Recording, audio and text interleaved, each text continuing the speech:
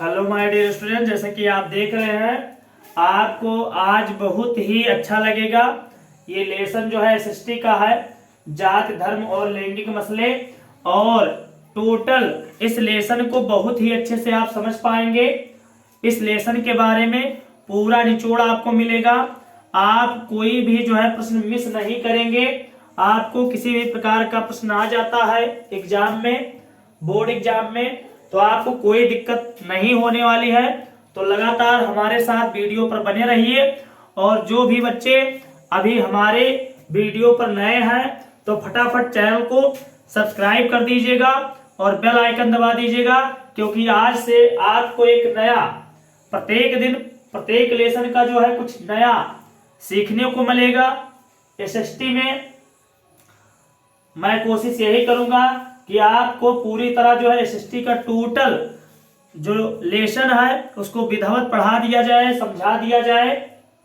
Offline में आपको तो मैं समझाता हूँ क्लास में, लेकिन आप जो है आज के युग के हिसाब से, डिजिटल जमाने के हिसाब से आप जो है लगातार मोबाइल पे बने रहते हैं। तो ऐसे ही हमारे साथ बने रहिएगा और लगातार वीडियो को देखते रहिएगा और आपको अब अच्छे से समझ में आने वाला भी है। तो हम देखते हैं इसमें हम पढ़ेंगे किनके बारे में, जात धर्म और लैंगिक मसले के बारे में। सबसे पहले आपकी जो हेडिंग है क्या है, लैंगिक असमानता। लैंगिक असमानता के बारे में जानेंगे। तो लैंगिक असमानता जो है लिंग का निर्धारण करती है। लिंग के अनुसार महिला और पुरुष में भेद करना। क्या करना? महिला और पुरुष में भेद करना ही लैंगिक असमानता कहलाती है।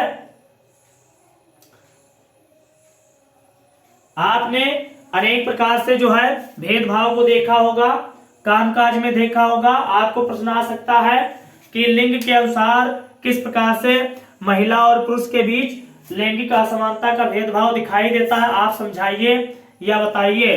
तो हम देख सकते हैं अनेक जगहों पर, चाहे वो राजनीति हो, चाहे सामाजिक हो, चाहे पारिवारिक मसले हो, उसमें जो है महिलाओं को बराबरी, पुरुष के बराबरी नहीं देखने को मिलता है, या बैठने ही नहीं दिया जाता, या उनको बात कहने का अधिकार नहीं होता पुरुष के बराबर। तो इस प्रकार से जो है लैंगिक असमानता आप देख सकते हैं। तो ये लैंगिक असमानता यही है कि पुरुष और महिला के बीच जो एक भेदभाव की भावना होती है, चाहे वो पारिवारिक हो, चाहे वो राजनीतिक हो, चाहे वो सामाजिक हो, तो उसमें आपको लगातार जो है महिलाओं को पुरुषों से कम आंका जाता है या उनको जो है कम समझा जाता है हर चीज में। तो ये है लैंगिक असमानता। तो आप लैंगिक असमानता के बारे में जान गए हैं। आपको अगर लॉन्ग में लिखना आता है तो लैंगिक असमानता कहाँ कहाँ देखी जा सकती है, तो आप घर में देख सकते हैं, समाज में देख सकते हैं, परिवार में देख सकते हैं, और अनेक प्रकार के शिक्षा में देख सकते हैं कि लड़कों को शिक्षा ज्यादा दी जाती है, लड़कियों को कम दी जाती है। तो इस प्रकार से जो है आप लैंगिक असमानता को कहीं भी देख सकते हैं। आप काम काज में देख लीजिएगा, अगर कोई महिला मजदूरी करती है, पुरुष के ही बराबर अगर वो काम करती है, फिर भी उसे जो है कम पैसा दिया जाता है और पुरुष को ज्यादा दिया जाता है। तो इसी प्रकार से लैंगिक असमानताएं अनेक जगह दिखाई देती है और आप देख सकते हैं। तो लैंगिक असमानता कहलाती है नारी और पुरुष में जो है क्या भेदभाव करना। नारीवाद आंदोलन। अब नारीवाद आंदोलन पर हम आते हैं। नारीवाद आंदोलन क्या है बच्चे? तो नारीवाद आंदोलन का मतलब नारीवादी आंदोलन। अभी आप ऊपर जो है पढ़े हैं लैंगिक असमानता, तो नीचे आ गए फटाफट नारीवाद आंदोलन। नारीवादी आंदोलन क्या है? तो इस आंदोलन का मतलब यही है कि जो है नारी शिक्षा के लिए, पारिवारिक सम्मान के लिए, सामाजिक सम्मान के लिए और अनेक राजनीति में अपनी घुसपैठ बनाने के लिए जो नारी में एक जागरूकता फैली, या उन्होंने जो है एक प्रकार के विशेष प्रकार के जो है आंदोलन किए, उसे ही नारीवाद आंदोलन कहा गया। कि उन्हें भी पुरुषों के बराबर शिक्षित होना है, उन्हें भी पुरुषों के बराबर समाज में सम्मान मिलना चाहिए, अधिकार मिलना चाहिए, शिक्षा का अधिकार होना चाहिए, अपनी बात रखने की अधिकार होनी चाहिए।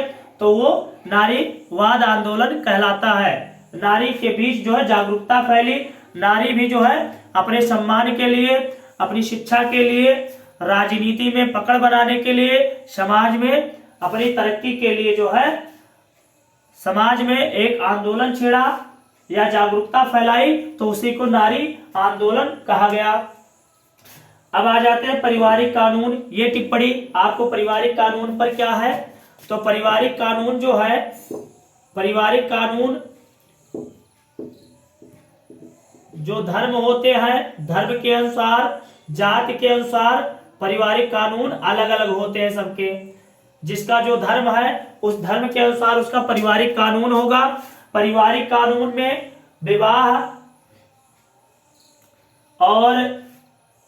विवाह हो गया और अनेक प्रकार के ऐसे जो पारिवारिक मसले आते हैं, तलाक हो गया, परिवार जैसे विवाह हुआ तो तलाक हुआ, तो पारिवारिक मसले हैं। और ऐसे ही जो है अनेक प्रकार के रीति रिवाज, संस्कार आदि आते हैं जो पारिवारिक कानून के अंतर्गत आते हैं। विवाह, तलाक आदि जो मसले होते हैं वो पारिवारिक कानून में आते हैं, जिनमें सरकार कोई हस्तक्षेप नहीं करती है। प्रत्येक धर्म का, प्रत्येक जाति का पारिवारिक कानून अलग अलग होता है, उसे ही पारिवारिक कानून कहा जाता है। तो पारिवारिक कानून के बारे में आप जान गए हैं। इसमें जो है सरकार केवल जो है बाहरी रूप से जो है दखल दे सकती है, कोई समस्या हो सकती है तो सरकार उसमें हस्तक्षेप करेगी, नहीं तो परिवार अपने आप समझता है कि उसे किस समाज में विवाह करना है और किस हिसाब से उसे जो कब तलाक किसको क्या करना है, वो उस पर जो है परिवार अपने आप में एक स्वतंत्र है। तो पारिवारिक कानून ये हो गया। अब आते हैं हम सांप्रदायिकता पर। सांप्रदायिकता एक बहुत बड़ी बात हो जाती है और इसको अच्छे से जानने के लिए लॉन्ग भी प्रश्न आ सकता है। तो सांप्रदायिकता आपको समझना पड़ेगा अच्छे से।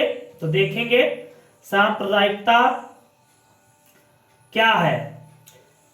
जैसे आप कोई एक विशेष संप्रदाय के व्यक्ति है, आपका जो समाज है वो आपका ही है।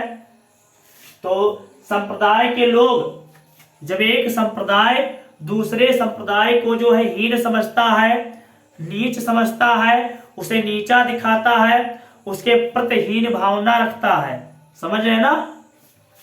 जब एक संप्रदाय खुद को, अपने संप्रदाय को उच्च बताता है, चाहे वो घटिया ही काम क्यों ना करे, लेकिन वो खुद कहेगा आपके संप्रदाय से मैं बहुत ही उच्च हूं, मैं ऊंचा हूं, और आपका संप्रदाय बहुत ही अच्छा काम कर रहा है फिर भी आपके संप्रदाय को नीचा बता रहा है, तो वहां संप्रदाय के बीच जो है भेद भावनाएं फैलती है, टकराव आती है, तो सांप्रदायिकता कहलाती है। क्या कहलाती है? सांप्रदायिकता कहलाती है। और अपने संप्रदाय के प्रति बहुत ज्यादा लगाव रखना और दूसरे संप्रदाय के प्रति बहुत ज्यादा घृणा करना, उग्र हो जाना, उन्हें जीने ना देना, तो क्या कहलाएगा? सांप्रदायिकता कहलाएगी। अनेक प्रकार की जो है भेद भावनाएं आप लोग जो है पूर्व समयों के सुने होंगे, तो आप जान सकते हैं। तो सांप्रदायिकता आप समझ गए हैं कि जो एक संप्रदाय होता है, समूह होता है, वो दूसरे संप्रदाय से ज्यादा, बहुत ज्यादा घृणा करता है, रूढ़वादी बन जाता है उसके प्रति, उस चाहे जितना भी अच्छा कार्य उसमें हो रहा हो संप्रदाय में, लेकिन उसे जो है अपने समान वैल्यू नहीं देना ही सांप्रदायिकता कहलाता है। तो ये हो गया सांप्रदायिकता। अब आपको देखना है धर्मनिरपेक्षता। धर्मनिरपेक्षता पर चलेंगे। हाई स्कूल के बच्चे हमारे साथ लगातार जुड़े रहे, वीडियो को लाइक कमेंट करते रहे। उन्हें जो भी कोई तकलीफ है या कोई भी जो प्रश्न है वो कमेंट बॉक्स में डाल सकते हैं और हमसे प्रश्न कर सकते हैं। और कोई भी अगर इसमें आपको नहीं समझ में आता तो वीडियो में फटाफट आप कमेंट कर देंगे और दोबारा हम समझाने के लिए उसके लिए तैयार हो जाएंगे। आपको नया वीडियो फिर मिल जाएगा। अब आते हैं धर्मनिरपेक्षता। तो भारत क्या है? भारत एक धर्मनिरपेक्ष देश है। भारत किसी भी धर्म को जो है नहीं मानता और ना ही किसी धर्म को जो है मान करता है, सभी धर्म को समान मानता है। धर्म जो है, कोई भी व्यक्ति जो देश में रहता है, प्रत्येक व्यक्ति किसी भी धर्म को मान सकता है। जैसे आप मान लीजिएगा कि पाकिस्तान में इस्लाम धर्म जो है राष्ट्रीय धर्म माना जाता है, वहां है उसका धर्म, देश का भी धर्म वहां इस्लाम धर्म है। और इंग्लैंड में ईसाई धर्म है, श्रीलंका में बौद्ध धर्म है। लेकिन भारत में कोई भी, भारत का जो राष्ट्रीय धर्म है वो कोई धर्म नहीं है। यहाँ धर्म निरपेक्ष देश है, किसी भी राज्य में भी कोई धर्म नहीं है, राज्य भी धर्म निरपेक्ष है। राज्य में रहने वाले व्यक्ति किसी भी धर्म को मान सकते हैं, उस धर्म में अपनी आस्था रख सकते हैं, उस धर्म के प्रति वो लगाव रख सकते हैं। सरकार उसमें कोई हस्तक्षेप नहीं कर सकती है। सभी धर्मों को सरकार समान मानेगी, सभी धर्मों को विशेष दर्जा नहीं देगी, सभी धर्म उसके सामने समान होंगे। अपने अपने हिसाब से जो भी धर्म वाले व्यक्ति होंगे वो धर्म अपना सकते हैं, उस धर्म में रह सकते हैं, उस धर्म को छोड़ सकते हैं। इस पर जो है सरकार कोई भी टिप्पणी नहीं करेगी। तो आप जान गए हैं कि धर्म निरपेक्षता क्या है। तो धर्म निरपेक्षता ये है कि भारत देश का कोई भी धर्म नहीं है, मतलब राष्ट्रीय धर्म भारत देश में कोई भी राष्ट्रीय धर्म घोषित नहीं है। यहाँ जितने भी लोग हैं, कोई भी धर्म, चाहे ईसाई धर्म, बौद्ध धर्म, जैन धर्म, सभी अपने अपने धर्म के अनुसार पूजा पाठ, आस्था, अपनी विश्वास रख सकते हैं। लेकिन सरकार किसी भी धर्म को विशेष अधिकार नहीं दे सकती है। और ये सभी धर्मों को समान मानते हुए सभी धर्मों की अच्छाइयों को अपनाने की जो है व्यवस्था वो मनुष्य या समाज के लोग खुद करें, सरकार उसमें कोई हस्तक्षेप नहीं करती है। धर्म के अनुसार धर्म अनुयायी जो होते हैं, उनके गुरु होते हैं, वो धर्म का कानून बनाएंगे। सरकार किसी भी धर्म को जो है, मतलब जो है